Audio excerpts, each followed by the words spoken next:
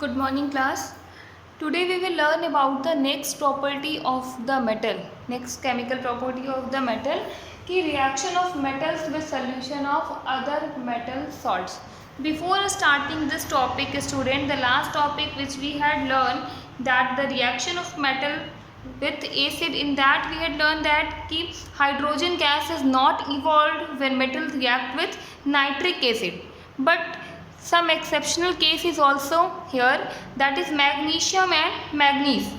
Magnesium and manganese react with very dilute nitric acid to evolve hydrogen gas. It means कि magnesium and manganese are the two elements which react with very dilute nitric acid to evolve hydrogen gas. This is exceptional case student.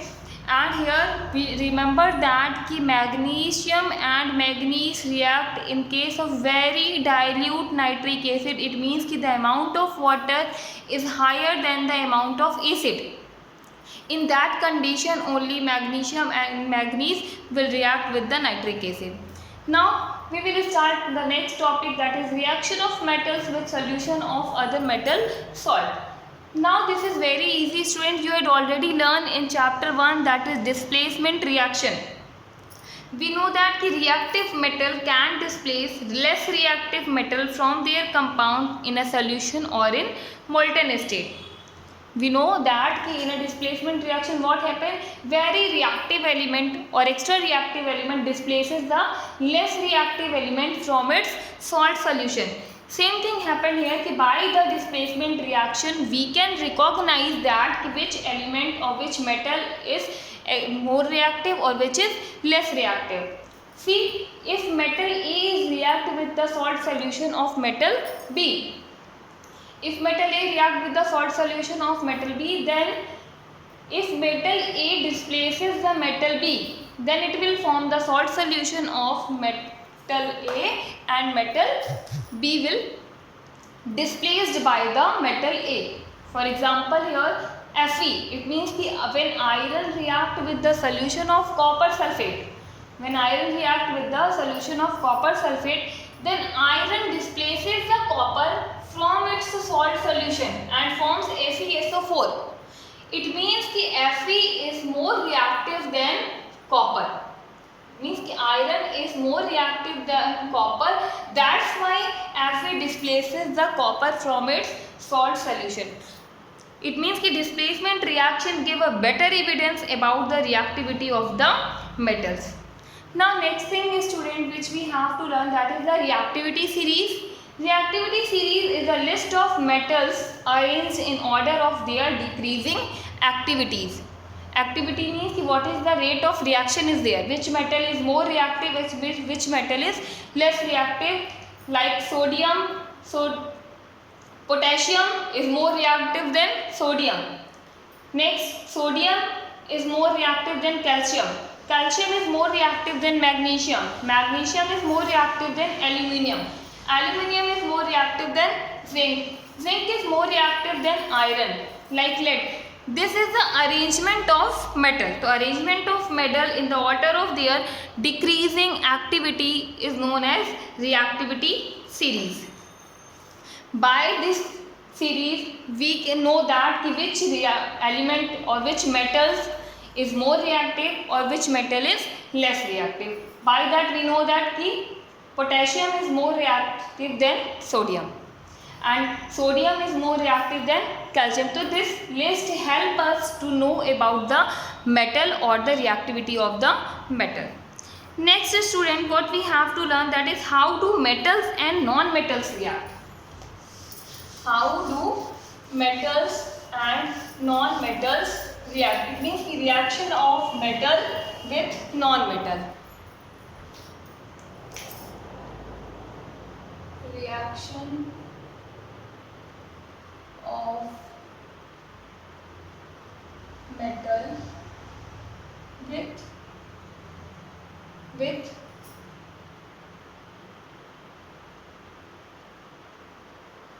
non-metals.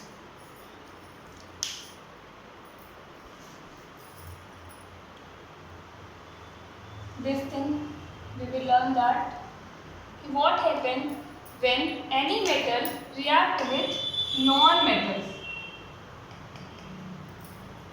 what happened then? We know that student कि noble gases which have a completely filled valence shell show a little chemical activities. So therefore we explain the reactivity of the elements as a tendency to attain a completely filled valence shell. It means कि elements are reactive because they want to attain the noble gas configuration or they want to complete their cell. That's why they are reacting. Like if we see the example of sodium and chlorine. If we see the example of sodium and chlorine, in that condition what happened? We already know that कि sodium, this is the symbol of sodium and atomic number is 11. And if we see the electronic configuration, that will be 2, 8, 1 KLM. And if we see the electronic configuration of chlorine, atomic number 17, then it will be 2, 8, 7. Now what happens, student, कि sodium atom has one electron in its outermost shell.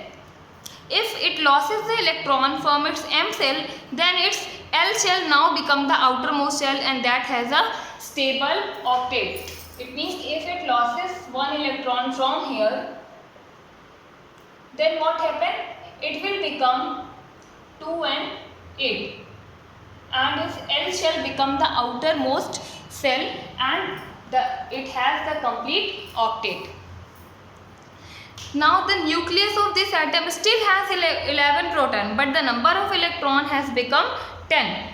So there is a net positive charge giving us sodium cation, and by that it will become Na plus charge because electron has negative charge, and if it loses one electron from its outermost shell, then it will gain one positive charge. If it loses 2 electron, then 2 positive charge, 3 electron, 3 positive charge. Whatever the number of electron is there that is losses by the element, that much positive charge it will gain.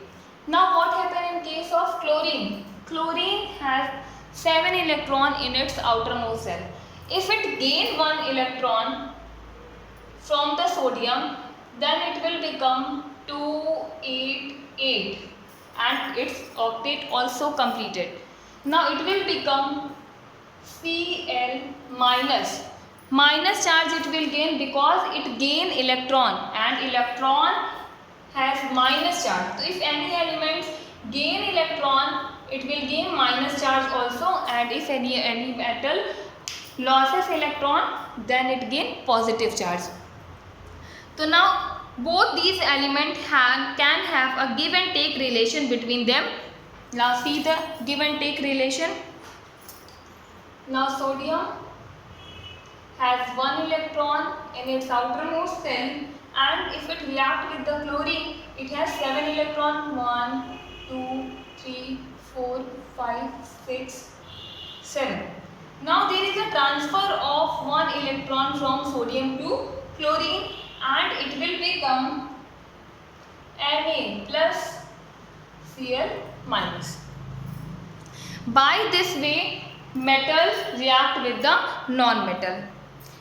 Now one thing student is there कि sodium and chloride ion being positively charged attract each other and are held by the strong electrostatic force of attraction to exist as a sodium chloride. NaCl means sodium chloride, and because they have a positively charged, one is positively charged ion and other is a negatively charged ion, between them there is a strong force of attraction so that it can exist in the form of sodium chloride. Now sodium chloride does not exist as a molecules but aggregates of a positively charged ion. Now if we see the other example of magnesium chloride. In case of magnesium, what happened? Magnesium has atomic number 12 and electronic configuration 2, 8, 2. Now the chlorine has 70, that is 287. It has 2 electron in its outermost shell, so that it will react with the 2 chlorine. It will react with 2 chlorine and form Mg. 2 electrons are there, plus Cl plus Cl. 1, 2, 3, 4, 5, 6, 7. 1, 2, 3, 4, 5, 6, 7. It will give 1 electron here and 1 electron here, and by that become MgCl2. And because magnesium loses 2 electron, it will gain 2 positive charge, 2 plus. So now the student, the compound formed by in this manner, it means that by the transfer of electrons from a metal to a non-metal, are known as ionic compound or electrovalent compound, like NaCl or MgCl2 are the electrovalent compound or ionic compound. What are the ionic compound? Ionic compounds are formed by the transfer of electrons from a metal to a non-metal. So whenever there is a transformation of the electron from a metal to a non-metal, ionic compound or electrovalent compounds are formed. Now the properties. What are the properties of ionic compound? What are the properties of ionic compound that we will learn? Properties of ionic compound, if we will see the physical nature. Properties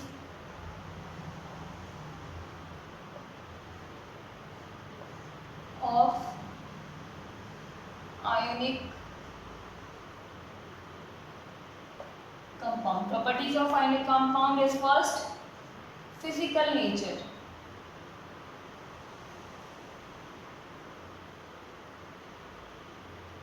Physical nature, if we will see, what are the physical nature of ionic compound? So ionic compounds are solid. Ionic compounds are generally solid and hard. Solid and hard because of the strong force of attraction between the positive and negative ion.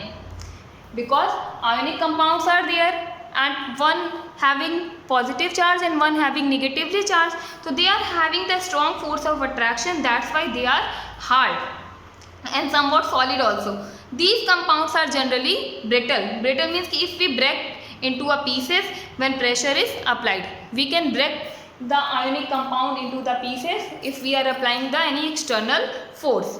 Now second is their melting and boiling point. Melting and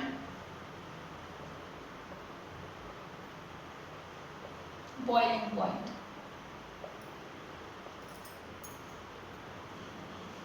Melting and boiling point. Ionic compounds have high melting and boiling point. It have high melting and boiling point. This is because a considerable amount of energy. It means the high amount of energy is required to break the strong inter-ionic attraction. Because they are having the strong force of attraction, to break this force of attraction we need high amount of energy, so that the melting and boiling points are very high. Now third one is solubility. Solubility.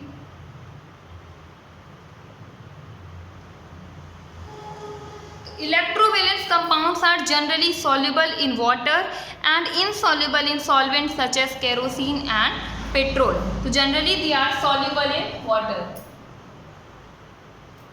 Soluble in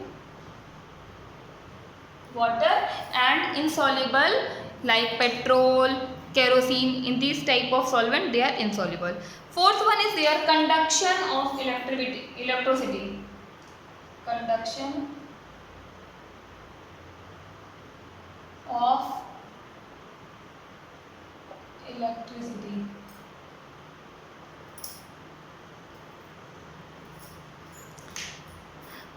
Now conduction of electricity. A solution of an ionic compound in water contains ion which moves to the opposite electrode when electricity is passed through the solution. Ionic compound in solid state do not conduct electricity. If the ionic compounds are present in a solid state, then it can't conduct electricity.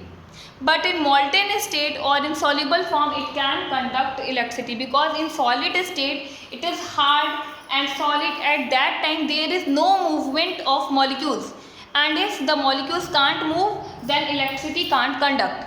And if the ionic compounds are present in soluble form or are in molten state, at that time molecules can move from one place to another place. That's why in molten state or in soluble form it can conduct electricity, or in solid state it can't conduct electricity. Now these are the properties of ionic compound, student. By this your chapter 3rd is over. From next video we will start chapter number 4, that are the carbon and its compound. Next video in which we will learn about the carbon and its compound.